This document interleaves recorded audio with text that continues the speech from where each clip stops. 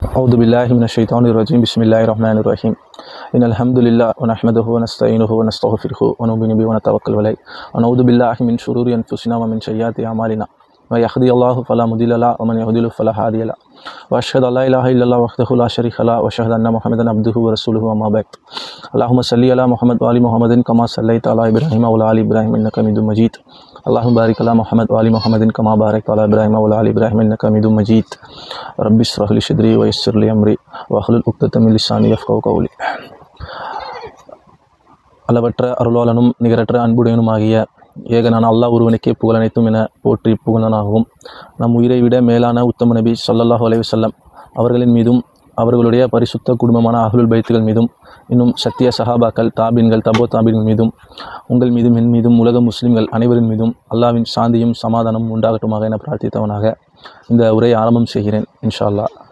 அல்ஹம்துலில்லாஹ். அப்போ இந்த உரை எதை பற்றியது அப்படின்னாக்க நம்ம பக்ரீத் ஈதுல் அதாவை கடந்திருக்கோம். ஸோ இதை பற்றின ஒரு சிறிய காணொளி என்ன அப்படின்னா, நமக்கு பக்ரீத் அப்படின்னாலே நமக்கு முதல்ல நினைவு வருது தியாகத்தை போற்றக்கூடிய ஒரு நாள்.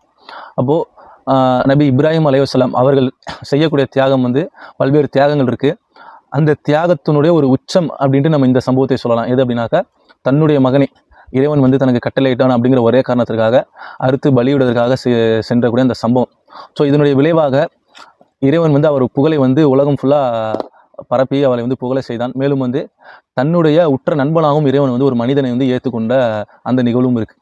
மூன்றாவதாக ஒட்டுமொத்த உம்மத்துக்கும் இப்ராஹிம் நபியை இறைவன் தலைவராக்கலாம். இது மாதிரி பல்வேறு சிறப்பு அம்சங்கள் இப்ராஹிம் நபிக்கு இறைவன் கொடுத்துருந்தான். ஸோ அப்போ இந்த தியாகத்தை நம்ம நம்மளுடைய ஒவ்வொரு பக்ரீத் பெருநாளையும் நம்ம நினைவுபடுத்தி கொண்டிருக்கு. நமக்கு ஒரு கட்டாய கடமையாக இருக்குது. இந்த உம்மத்து மத்தியிலையும் இதை பற்றின விழிப்புணர்வு கொண்டு போய் சேர்க்கணும். அப்போ இந்த இஸ்லாமிய சமுதாயத்தில் இது மட்டும் தான் ஒற்றை தியாகம்னா கிடையாது, பல்வேறு தியாகங்கள் இருக்குது. அப்போது இதற்கு ஈக்குவலாக இன்னும் இதை விட மேலான ஒரு தியாகம் அப்படிங்கிறது தான் நபி இப்ராஹிம் நபி அவர்களுடைய பேரனான நபி ஸல்லல்லாஹு அலைஹி வஸல்லம் அவர்களுடைய பேரனான ஹுசைன் அலி தாலா அவர்கள் செய்யக்கூடிய அந்த தியாகம்.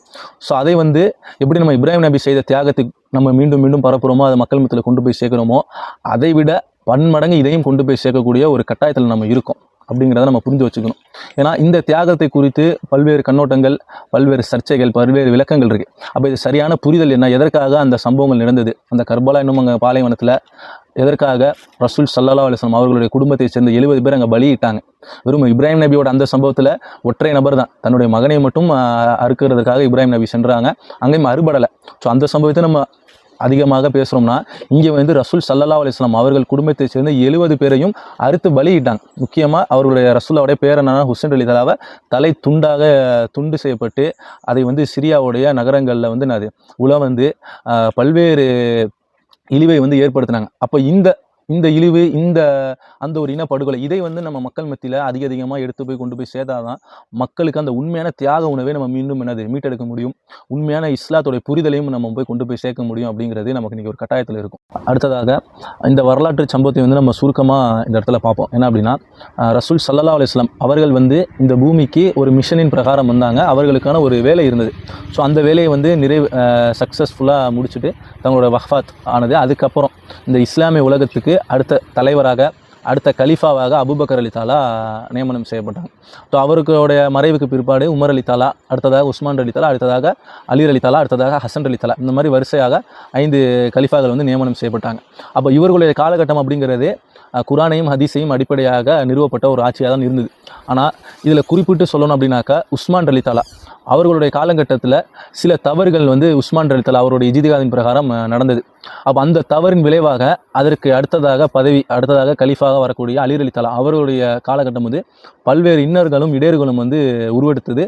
அந்த இஸ்லாமிய சாம்ராஜ்யம் அப்படிங்கிறது ஒரு ஒற்றுமை இல்லாத, ஒரு வலுவில்லாத ஒரு நிலை கிடைச்சிது.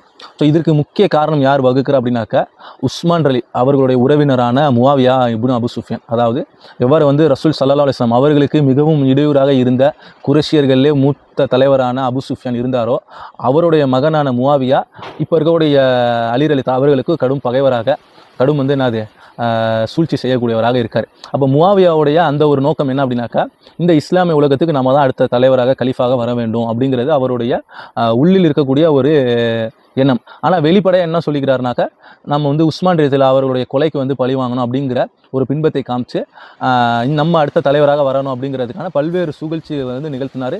அந்த சூழ்ச்சிகளை வந்து வெற்றியும் பெற்றார். ஓகேங்களா. ஆனால் இப்போ இந்த இடத்தை வந்து ஒரு சக முஸ்லீமா ஒரு மூமினா நம்ம ஆய்வு செய்யணும் அப்படின்னாக்கா, பல்வேறு குரான் வசனங்களும் பல்வேறு ஹதீஸ்களும் இருக்குது. யார் ஹக்கில் இருந்தால் யார் பாத்தில் இருந்தால் அப்படின்ட்டு நம்ம அதை தேர்வு பண்ண குரானை கொண்டு அடிப்படையாக நம்ம ஆராய்ச்சி பண்ணோம்னாலே இந்த விஷயத்தை வந்து அது நமக்கு தெரிஞ்சிடும்.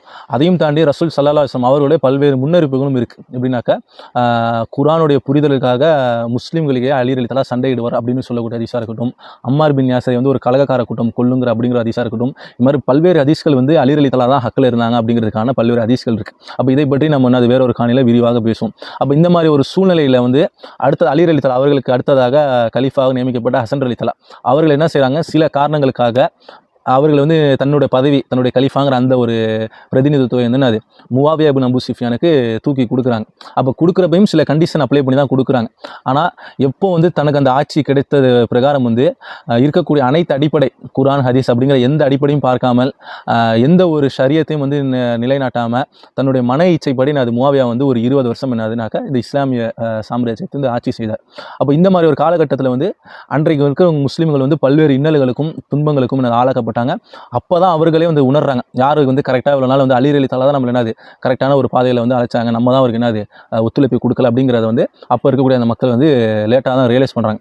அப்போ இந்த மாதிரி காலகட்டத்துடைய முஆவியா அவருக்கு வந்து என்னது வயசாகுது, தன்னுடைய மரண தருவாயை நெருங்காரு. ஸோ இந்த சமயத்தில் அவர் என்ன இது பண்ணுறாருனாக்கா, அடுத்ததாக கலீஃபா வந்து நியமனம் செய்யணும். அப்போ வந்து தன்னோட மகன் யசீத் அப்படிங்கிற ஒரு கொடுங்கோலன், ஸோ அந்த கொடுங்கோலனை வந்து நம்ம அடுத்த கலீஃபாவாக நியமிச்சிடும் அப்படின்ட்டு தான் உயிரோடு இருக்கிறப்பே அடுத்த கலீஃபாவை தேர்வு பண்ணுறாங்க. இது வந்து மன்னராட்சி முறை.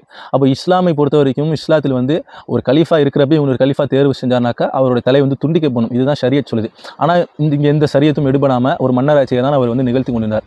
அப்போது தான் உயிரோடு இருக்கிறப்பே தன்னோட மகனான யசீதுக்கு எல்லா இடத்துலையும் வந்து பையத்து வாங்கக்கூடிய சம்பவங்கள் நிகழ்ந்தது. அப்போது இந்த ஒரு நிகழ்வை வந்து மையமாக வச்சுக்கிட்டு அன்னைக்கு இருக்கக்கூடிய மூத்த சஹாபாக்கள் யாருனாக்கா, குறிப்பிட்டு சொல்லக்கூடியனாக்கா இப்னு அபூபக்கர், இப்னு உமர், அப்போ ஹுசைன் ரலியல்லாஹு இவர்கள்லாம் அது குறிப்பிட்டு இருக்கக்கூடிய மூத்த சஹாபாக்களாக இருந்தாங்க. அப்போது அனைவரும் என்னன்னாக்கா இதில் வந்து சமரசம் செய்யக்கூடிய நபராகவும் இருந்தாங்க. அதாவது யசீதுக்கு பையத்து செய்யக்கூடிய ஒரு நிலைமை தான் அங்கே இருக்கக்கூடிய பரவலான முஸ்லீம்களுடைய மென்டாலிட்டியாக இருந்தது.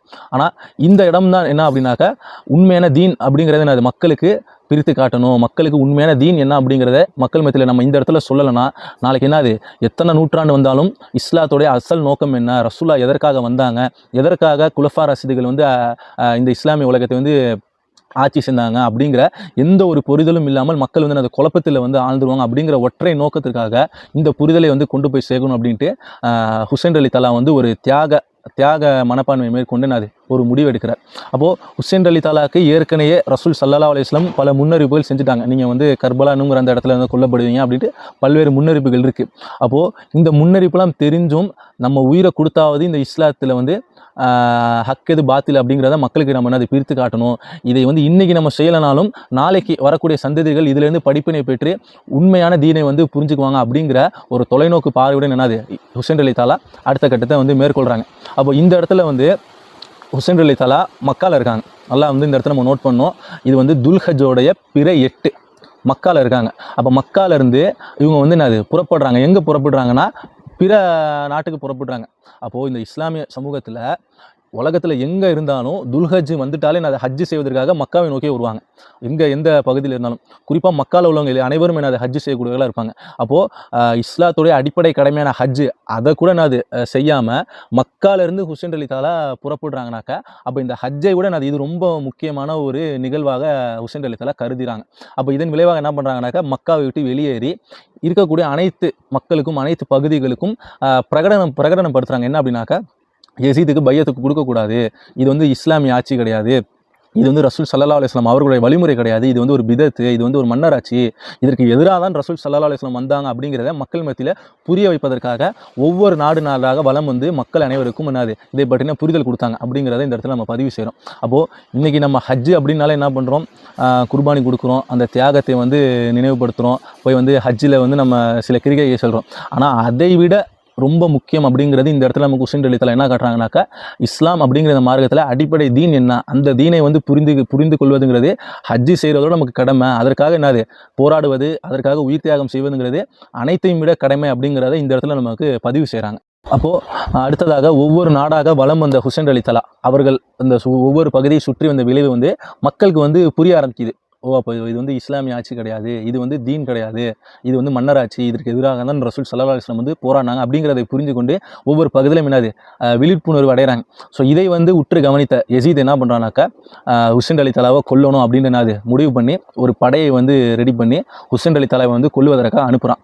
அப்போது இந்த இடத்துல வந்து இன்றைக்கும் சில அறிவியர்கள் எப்படி சொல்கிறாங்கனாக்கா ஹுசைன் அலி தலா தெரியாமல் தவறு செஞ்சுட்டாங்க அப்படின்ட்டு என்னது சில பேர் பதிவு பண்ணுறாங்க. இன்னும் சில பேர் வந்து அவர் வந்து உயிருக்கு வந்து பயந்தாங்க அப்படின்ட்டு ரொம்பவும் என்னது கீழ்தரமான பதிவுகளை வந்து இன்றைக்கும் பதிவிடுறாங்க. ஆனால் ஹுசைன் அலி தலா தான் வந்து ஷஹீதாகப்படுவோம்னு தெரிஞ்சே எப்படி வந்து இஸ்மாயில் நபி எப்படி வந்து இப்ராஹிம் நபி வந்து தன்னை வந்து பலியிடுறதுக்காக தான் கொண்டு போகிறாங்கன்னு தெரிஞ்சே போய் தலையை காமிச்சாங்களோ அதே போல் தான் இந்த இடத்துல என்னது ஹுசைன் அலி தலா நம்ம இந்த பகுதிக்கு போனால் நம்மளோட தலை வந்து துண்டாக்கப்படும், நம்மளுடைய ஃபேமிலி எல்லாரும் என்னது சீரழிவாங்கன்னு தெரிஞ்சே போனாங்க. ஏன்னா எப்படி அந்த இடத்துல இஸ்மாயில் நபிக்கு வந்து பலியிட்டு இப்ராஹிம் நபியோட தியாக உணர்வை வந்து எப்படி வந்து ஒட்டுமொத்த உம்மத்துக்கும் அல்லாஹ் காமிச்சானோ இந்த இடத்துல நம்மளுடைய தியாகம் வந்து அது வெளிப்பட்டு ஒட்டுமொத்த உம்மத்துக்கும் இதன் மூலியமாக தீனை வந்து புரிய வைக்கலாம் அப்படிங்கிற ஒரு தொலைநோக்கு பார்வையோடு என்னதுனாக்க ஹுசைன் அலி தலா அந்த கர்பலாங்கிற அந்த பாலைவனத்தை நோக்கி போகிறாங்க. அப்போ அந்த பகுதியில் இருக்கக்கூடிய சம்பவங்கள் வந்து நமக்கு தெரியும். 3 நாள் வந்து அது தண்ணி கூட கிடைக்காம ரசூலாவுடைய பேரரான ஹுசைன் அலி தலா அவர்களுடைய தலை வந்து துண்டாக்கப்பட்டது. இன்னும் சொல்ல போனாக்க வரலாற்றில் இது போன ஒரு கொடூர சம்பவம் வந்து நிகழ்ந்ததே இல்லை. என்னன்னாக்கா அவரை வந்து நிர்வாணப்படுத்தி அவர் தலையை துண்டாக்கப்பட்டு அவருடைய உடலில் வந்து குதிரைகளை வந்து ஏற செய்து அவருடைய உடல் வந்து கைத்து கட்டி தரன்னு இழுத்து வர செய்யப்பட்டு இது மாதிரி பல்வேறு மோசமான சம்பவங்கள் வந்து அந்த பகுதியில் நடந்தது. இன்னும் ஒரு படி மேலே போய் அவரோட தலை வந்து இங்கே கர்பலாவில் இருந்து சிரியா நாட்டுக்கு என்னது அங்கே கொண்டு வரப்பட்டு சிரியா தெருவுகள் வந்து என்னது மக்கள் மத்தியில் அவரோட தலையை வச்சு இழிவுபடுத்தினாங்க, அவரோட கண்களை வந்து குத்துனாங்க, உதடுகளை வந்து கிழிச்சாங்க. ஸோ இந்த மாதிரி மிகவும் ஒரு கீழ்தரமான மோசமான வரலாற்றில் இது போன்ற ஒரு சம்பவம் நிகழாத அளவுக்கு இந்த சம்பவம் வந்து நிகழ்ந்தது அப்படின்ட்டு வரலாற்றில் பதிவு செய்கிறாங்க. அப்போது இந்த தியாகத்தை வந்து இன்றைக்கி நம்ம மக்கள் மத்தியில் பரப்புனாதான் புரிய வைத்தாதான் இன்றைக்கி இஸ்லாத்தோடைய அசல் நோக்கம் என்ன, ரசூல் ஸல்லல்லாஹு அலைஹி வஸல்லம் எதற்காக வந்தாங்க அப்படிங்கிறது நமக்கு புரியும். இன்னும் ஒருபடி மேலே போய் இன்றைக்கி நடக்கக்கூடிய இந்த உலக நிகழ்வுகள் இதை நம்ம சற்று ஆராய்ச்சி பண்ணோம் அப்படின்னாக்கா நமக்கு என்னது ஒரு பக்கம் அமெரிக்கா இருக்குது, இன்னொரு பக்கம் ஈரான் இருக்குது. அமெரிக்கா ஒரு யூத கிறிஸ்துவ அலைன்ஸு ஜியோனிச நாடு, ஈரான் ஒரு முஸ்லீம் நாடு. ஆனால் இங்கே இருக்கக்கூடிய அரபுகள் எடுத்துக்கிட்டிங்கன்னா அவங்க முஸ்லீமுக்கு ஆதரவு இல்லாமல் இந்த யூத கிறிஸ்துவ அலைன்ஸுக்கு ஆதரவாக இருக்காங்க. அப்போ இவர்களுடைய நிலைப்பாடு என்ன, இவர்கள் வந்து எதற்காக இந்த மாதிரியான ஒரு கீழ்தரமான வேலைகள் செய்கிறாங்க. அப்போ ஈரானை எடுத்துக்கொண்டிங்கன்னா உலக நாடுகள் எந்த ஒரு உதவியும் இல்லாமல் 40 வருஷம் அமெரிக்காவோட பொருளாதாரத்தில் இருந்தாலும் இன்னும் அவங்க தனித்து நிற்கிறாங்க. அப்போ இந்த அளவுக்கு அவங்களுக்கு துணிச்சலும் தைரியம் எங்கேருந்து வருது, அவர்கள் வந்து யாரை வந்து முன்மாதிரியாக எடுத்தாங்க.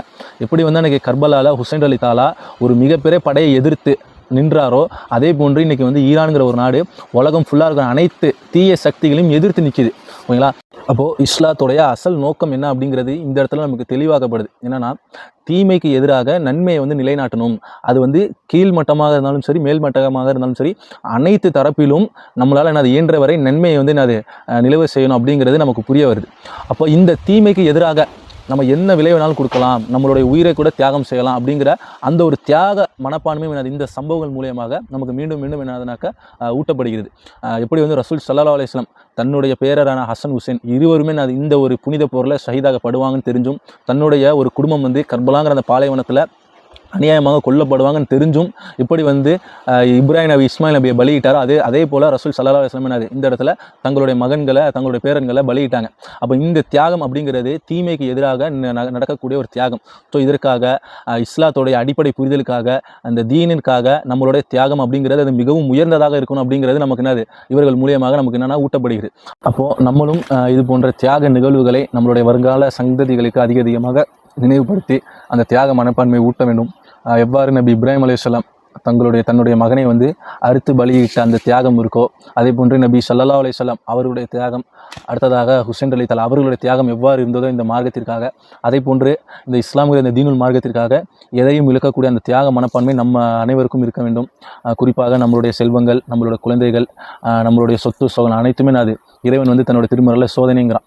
அப்போ உண்மையான வெற்றி, உண்மையான சந்தோஷங்கிறது என்னது, அது இந்த இறைவனுடைய மார்க்கத்திற்கு பிரகாரம் வேலை செய்வது, மறுமையில் வெற்றி அடைவது தான். ஸோ அதற்காக நம்ம எதையும் இழக்கக்கூடிய அந்த தியாக மனப்பான்மை நம்ம அதிகமாக வளர்த்திருக்க வேண்டும் என்று துவா செய்தவனாக இந்த உரையை வந்து நிறைவு செய்கிறேன். வாஹிர் தவானா வல்ஹம்துலில்லாஹி ரபில் ஆலமீன். அஸ்ஸலாமு அலைக்கும் வரஹ்மத்துல்லாஹி வபரகாத்துஹு.